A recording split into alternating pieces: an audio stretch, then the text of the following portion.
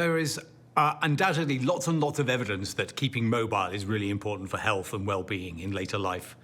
Not only the research evidence about the benefits of exercise, but also the maintenance of mobility. And undoubtedly, as one gets older, loss of mobility has huge consequences, both for quality of life, well-being, and for the amount of help that people need.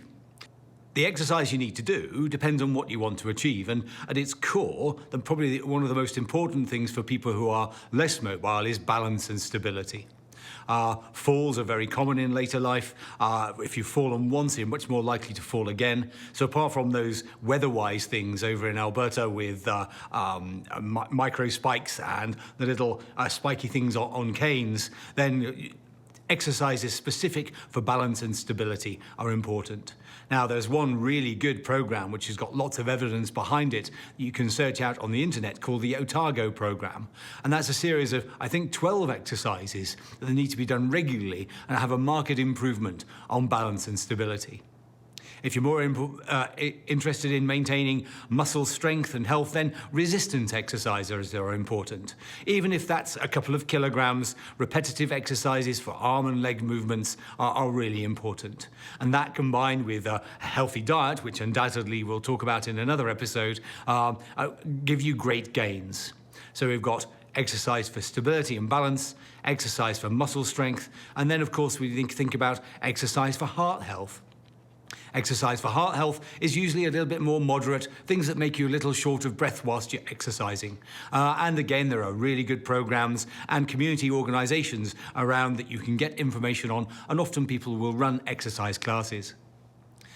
We talked a bit about health benefits. Apart from mobility, well, you can stave off heart disease, brain disease, increase muscle strength, bone health, mood and mental health and well-being, and things like incontinence with regular adherence to exercise.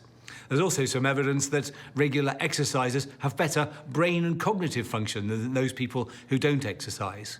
We know that physical activity is important, and we also know that sedentary activity, like doing nothing, is not good for health. So you might ask about levels of physical activity, and clearly you shouldn't ignore the things that you do every day. Your household tasks, walking around are all parts of that and do count for overall physical activity. If you're interested in balance and stability, then there's a simple test you can do. Can you stand unaided on one leg? If you can't manage 10 seconds and you are over 65, then that indicates falls risk.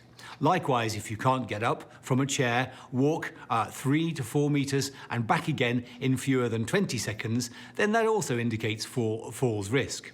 You've identified yourself as someone who might benefit from paying attention to physical mobility and balance and stability exercises. Working on your physical fitness doesn't mean you have to join a gym or buy leotards or runners. You can do simple things at home. As we mentioned for the Otago program about balance and stability for fall prevention, there are lots of easy workouts and easy exercise programs that you can find on the internet.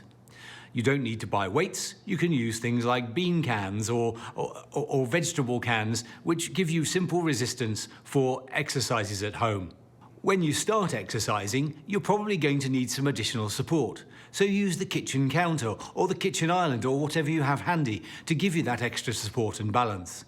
You find that as you progress, you will not need that balance and you can support yourself. Of course, if you're walking outside, you need to make sure that it's safe, that you're not near traffic, and that there's relatively good light. Older people need more light and more contrast for good vision.